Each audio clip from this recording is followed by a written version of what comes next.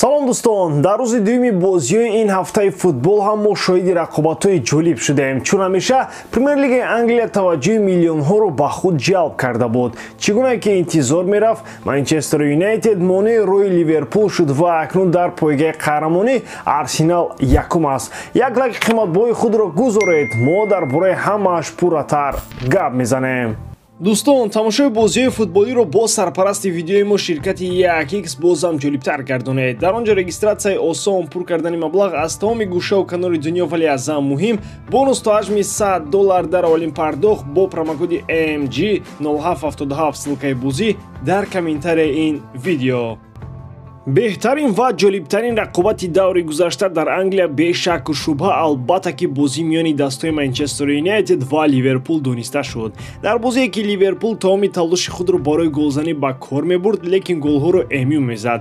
Ростӣ шогирдони клуб ҳам 2 гол заданд, вале аз рӯи имкониятҳое ки доштанд ҳанӯз дар қисми якуми бозӣ бояд 3 голи беҷавоб мезаданд. Ливерпул аз рӯи бозӣ ҷасурона девони сурхро дар майдонашон нафасгир карда буд. Маслан дар нимаи якуми рақобат аз 14 зарбаи Ливерпул мухлисон шоҳиди 4 зарбаи рост шуданд, дар ҳоле ки Манчестер ҳатто ба дарвозаи Калехер наздикам шуда наметавонист. Вале аз чӣ бошад ки таърихан барои Ливерпул ҳама вақт бозӣ дар варзишгоҳи Олд Траффорд мушкил паси сар мешуд. Дар ин бозиам ба як голи Диаз мизбонон аввал баъд аз иштибоҳи ҳимоятгари ҷавони Ливерпул Кванса ва бар ивази голи Коби Майну ҷавоб гуфтаанд. Агар голи Салоҳ аз пеналти намешуд, орзуҳои шогирдони клуб дар пойгаи қаҳрамонӣ ба армон табдил мешуд, вале ин мусовии 2-2 Ливерпулро новобаста аз баробарии имтиёзҳо бо Арсенал ба зинаи дуюм фаровард.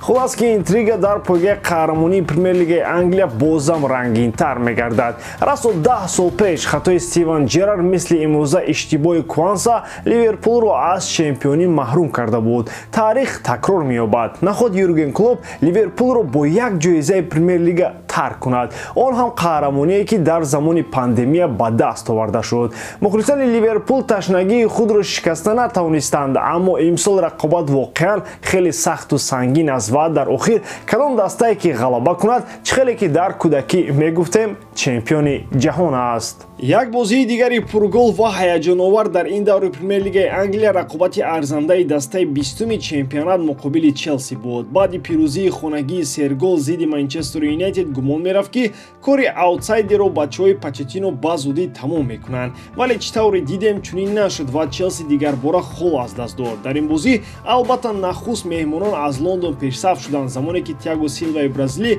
голзанӣ кард, вале посухи Шеффилд ҳам ба зудӣ иттифоқ афтод. Дар нимаи дуюми бозӣ Нони Мадуэке дигарбора тими лондониро ба пеш баровард. То охирин фурсатҳои рақобат гумон мерафт ки Челси ахиран ба дуюмин пирӯзии пайҳам даст меёбад, аммо ҳамлавари мизбонон Оливер Макберни дар дақиқаи 93 гол зад ва холҳоро ҳам миёни дастҳо тақсим кард. Бо як сухан ин бозиро шаҳрдем, агар Челси воқеан дастаи аҷоиб аст. Дар даври гузашта девони сурхро дарбанд карданду акнун аз бадтарин дастаи лига 3 имтиёзи ҳаққи ҳалоли худро гирифта наметавонанд. Вале ҳамин як имтиёзам басанда гардид барои убур кардани зинаи даҳум, ки ин ҳам барои Челси як дастовард аст. Зеро дер боз ин даста аз зинаи даҳум боло баромада наметавонист. Дастаи дигари шаҳри Лондон Тоттенхем бошад, дар доираи бозии даври 31-уми чемпионат Ноттингем Форестро қабул кард. Дастаи Пастекоглу дар бозии пешин дар дерби хол аз даст дода буд ва барояшон пирӯзии навбатӣ аниқ намерасид, зеро дар сурати ғалаба ба зинаи 4-уми ҷадвал боло баромадан имконпазир буд. Дар ин рақобат зидди Форест аллакай дар даҳаи дуюми бозӣ лондониҳо меҳмононро баъди фишори зиёд ба автогол задан маҷбур карданд.